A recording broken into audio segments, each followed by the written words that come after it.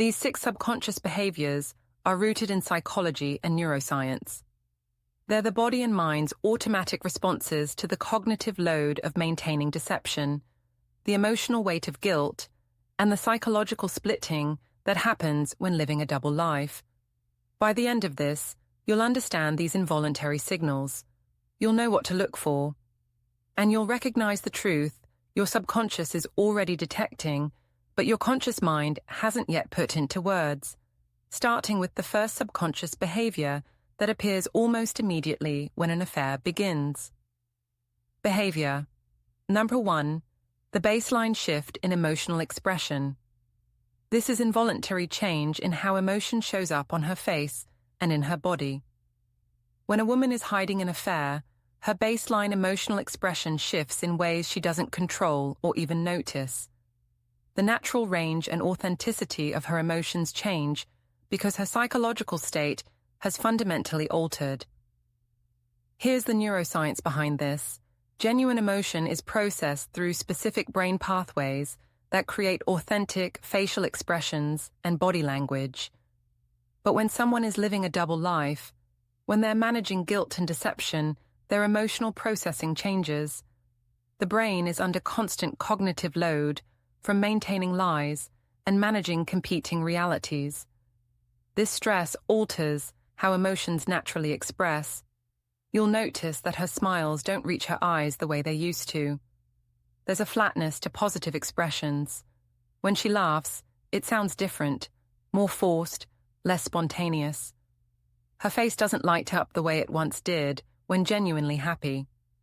These aren't things she's choosing. These are neurological responses to the psychological state of deception. The baseline shift also affects negative emotions. She might seem more easily irritated or frustrated over small things. Her anger might come faster and stronger than before. Or conversely, she might seem emotionally numb, less reactive to things that would normally upset or excite her. This emotional dampening or unpredictability isn't performance. It's her nervous system responding to chronic stress. Another aspect of the baseline shift is the timing mismatch. Her emotional reactions might be delayed or out of sync with what's happening. She hears something that should make her laugh, but the laugh comes a beat too late. You share good news, and her happiness seems to arrive after a processing delay. This timing issue reflects the cognitive lag created by her brain constantly filtering everything through the lens of her deception. The micro-expressions also change. These are the tiny, involuntary facial movements that flash across someone's face before they can control them. When she's hiding an affair, you might catch fleeting expressions of guilt, fear, or contempt that appear and disappear in fractions of a second. She doesn't know she's making these expressions. They're her true emotional state leaking through before conscious control kicks in. What makes the baseline shift particularly revealing is that it's comparative. You knew how she used to express emotion. You have years of data on what genuine happiness, authentic frustration, real sadness looks like on her. When that baseline changes, when her emotional expression becomes flatter, more forced, less authentic, poorly timed, you're not seeing conscious deception. You're seeing the subconscious impact of psychological stress and guilt. But emotional expression is just the surface. The next subconscious behavior goes deeper into physical stress responses. Behavior number 2, the autonomic nervous system betrayal. This is involuntary physical stress response. When a woman is hiding an affair, her autonomic nervous system, the part of the nervous system she has no conscious control over, betrays the secret through physical, tells her body produces automatically. Here's the physiology. The autonomic nervous system controls things like heart rate, breathing, sweating, pupil dilation, and blood flow. These responses are automatic. You cannot consciously control them. And when someone is lying, when they're under stress from deception, when they're afraid of being caught, the autonomic nervous system activates stress responses that show up physically. You'll notice changes in her baseline stress levels. She might seem more tense more often, Her shoulders carry more tension, her jaw is tighter, her breathing is shallower. These aren't choices. These are her body responding to chronic activation of stress systems caused by maintaining the affair and the deception. The physical stress tells become particularly pronounced during conversations about whereabouts, relationships, or anything that edges close to the affair. Watch what happens to her body when you ask where she was. Does her breathing change? Does she touch her neck or face more? Does her skin flush? These autonomic responses happen before conscious thought can intervene. The autonomic nervous system betrayal also includes changes in physical proximity and touch response. Her body might unconsciously create distance. When you reach for her, there might be a micro flinch or slight pulling away before conscious control makes her stop the withdrawal. When you touch her, her body might tense before she consciously relaxes. These are involuntary stress responses, her nervous system reacting to guilt and internal conflict. You might also notice changes in her baseline heart rate and breathing when you're together. If you pay attention during moments of casual physical proximity, you might sense tension in her body that wasn't there before. Her pulse might be faster. Her breathing might be more shallow. These physiological markers of stress are happening because her autonomic nervous system is in a heightened state of activation due to the affair. What makes autonomic nervous system responses so revealing is that they're involuntary. She cannot stop her pupils from dilating when she's anxious. She cannot consciously control whether her skin flushes when you ask certain questions. She cannot decide whether her breathing becomes shallow when topics edge too close to the truth. Her body tells the truth her mouth is hiding, but physical stress is reactive.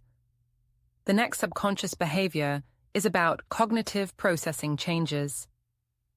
Behavior number 3, the cognitive load indicators. This is involuntary mental processing evidence. When a woman is hiding an affair, the cognitive load of maintaining deception changes how her brain processes information. This shows up in subtle behavioral tells that reveal her mind is working harder than it should be for normal conversation and interaction. Here's the cognitive science. Lying and maintaining deception requires significant cognitive resources. She has to remember what she's said to whom. She has to keep stories consistent. She has to filter every response through the question, does this reveal something I'm hiding? This constant cognitive load affects processing speed, memory, and decision-making in observable ways. You'll notice increased response latency. When you ask questions, particularly about time, whereabouts, or activities, there's a slight delay before she answers. This pause isn't dramatic. It might be just a fraction of a second longer than normal, but it's there.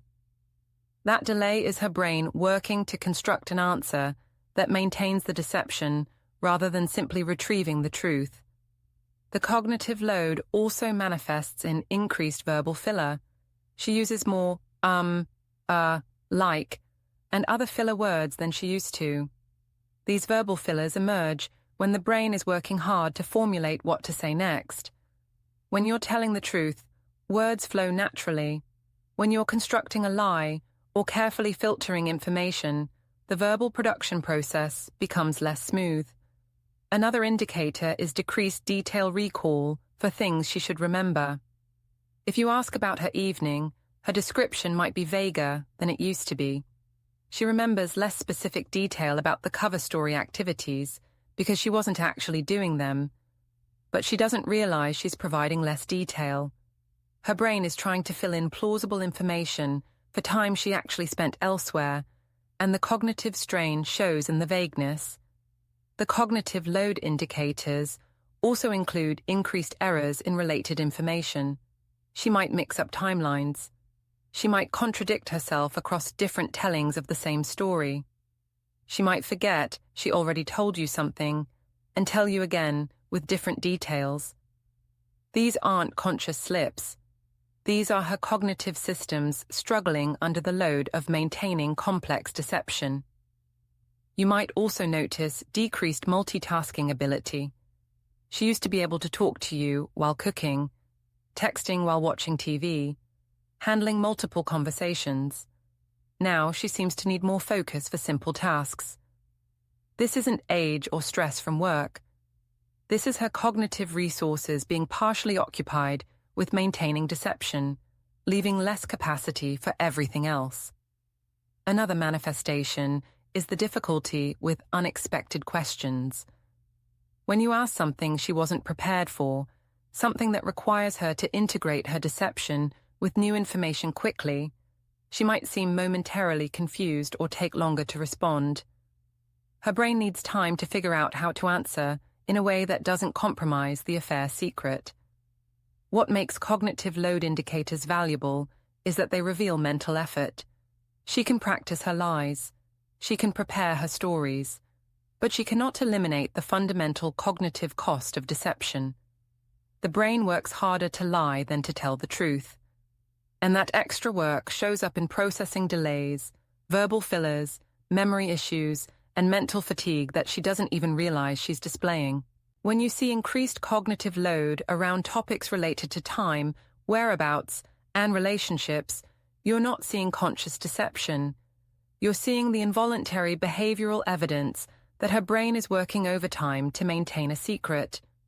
You're seeing the cognitive cost of lying manifesting in ways she has no control over, but cognitive strain affects language processing. The next subconscious behavior is about linguistic changes. Behavior, number 4. The linguistic pattern shifts. This is involuntary change in language use. When a woman is hiding an affair, her language patterns shift in specific, measurable ways that she doesn't consciously control.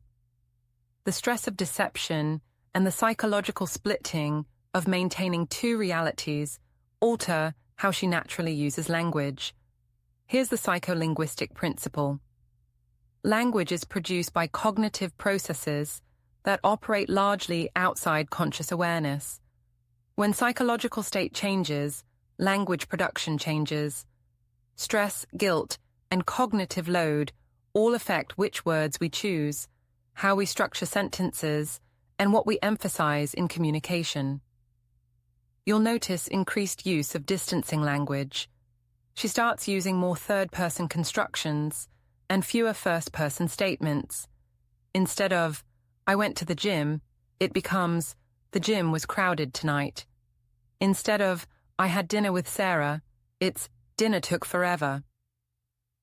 This linguistic distancing is her subconscious creating psychological space from the deception. The linguistic pattern shifts also include decreased use of commitment language. She uses fewer absolute statements, more qualifiers, more hedging words. "I think I went straight home," instead of "I went straight home." "I'm pretty sure I told you," instead of "I told you."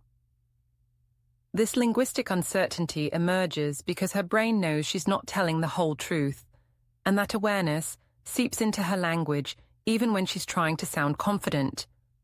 Another shift is increased negative language when describing time with you or the relationship. Her word choices become subtly more negative. She might describe your time together as fine instead of great. She uses more problem-focused language. This isn't necessarily conscious criticism. It's her language reflecting the psychological reality that her emotional investment has shifted elsewhere. The linguistic changes also include altered pronoun use. She might start using we less when talking about you as a couple. Or conversely, she might overuse we as compensation. The natural, unconsidered flow of pronouns changes because her psychological sense of couple identity has shifted, and language reflects that shift before conscious awareness does. You might also notice changes in how she tells stories about her day. The narrative structure might become more vague and less sequential. Instead of natural storytelling, first this happened, then that, her accounts might jump around more, include more gaps, feel less cohesive. This happens because she's editing the real timeline to remove the affair parts, and the editing creates narrative holes she tries to patch, which disrupts natural story flow. Another linguistic indicator is increased formality in certain contexts. When discussing potentially sensitive topics, her language might become more formal, more careful, more precisely constructed. This formality emerges because she's shifting into deliberate, controlled language production rather than natural, spontaneous communication. It's a linguistic tell that she's managing what she says more carefully. What makes linguistic pattern shifts particularly revealing is that language production operates largely at the subconscious level. We don't consciously choose most of our words. We don't deliberately structure most of our sentences. Language flows from psychological state, and when psychological state includes deception, guilt, and split attention, those internal realities shape language in ways the speaker doesn't intend or notice. When her language becomes more distancing, less committed, more negative, more vague, more formal in specific contexts, you're not hearing conscious word choice. You're hearing her subconscious psychological state leaking into her linguistic production. You're hearing the truth her language reveals, even as her content conceals. But language reveals psychological state. The next subconscious behavior is about attention and focus. Behavior that's 5. The attention fragmentation. This is involuntary splitting of focus. When a woman is hiding an affair, her attention becomes fundamentally fragmented in ways she doesn't consciously control. Her mind is literally divided between multiple realities, and this cognitive splitting manifests in observable attention and focus behaviors. Here's the neuropsychology. Attention is a limited resource. The brain can only fully focus on one primary thing at a time. When someone is maintaining an affair, their attention is perpetually split between their visible life and their hidden life. This constant division of attention creates specific behavioral patterns that emerge involuntarily. You'll notice she's more distracted than she used to be. In conversations, she seems present but not fully present. Her eyes might be on you, but something about her focus feels distant. She might need you to repeat things more often. She might miss details you've told her. This isn't chosen inattention. This is her cognitive resources being partially allocated elsewhere, to thoughts of him, to managing deception, to monitoring her stories for consistency. The attention fragmentation also manifests in phone behavior. She's more drawn to her phone than before. Even when you're together, her attention keeps returning to it. She checks it more frequently. She seems more alert to notifications. This isn't necessarily conscious. She's not thinking, I need to check for his message. Her attention is drawn there because that's where her hidden reality lives, and her focus naturally gravitates toward what emotionally matters. Another indicator is decreased engagement in present activities. During conversations, during shared activities, during moments that should be engaging her full attention, part of her mind is elsewhere. You can see it in her eyes, in her responses, in the quality of her presence. She's physically there, but psychologically split between the moment she's in and the reality she's hiding. The attention fragmentation also affects memory consolidation. She might forget conversations you had because she wasn't fully encoding them. She might not remember plans you made because her attention was divided when you made them. This if you're seeing multiple subconscious behaviors, trust what you're observing. These aren't things you're imagining. These aren't coincidences. These are your subconscious detecting patterns before your conscious mind can fully process them. Your gut feeling that something's wrong? That's your pattern recognition system picking up on these involuntary tells. The subconscious speaks truth. Her subconscious is revealing through behavior what her conscious mind is trying to hide through words. And your subconscious is detecting those signals even when your conscious mind is trying to rationalize them away. Trust the pattern. Trust the accumulation of involuntary tells. Trust what her behavior reveals over what her words claim, because words lie, but the subconscious doesn't.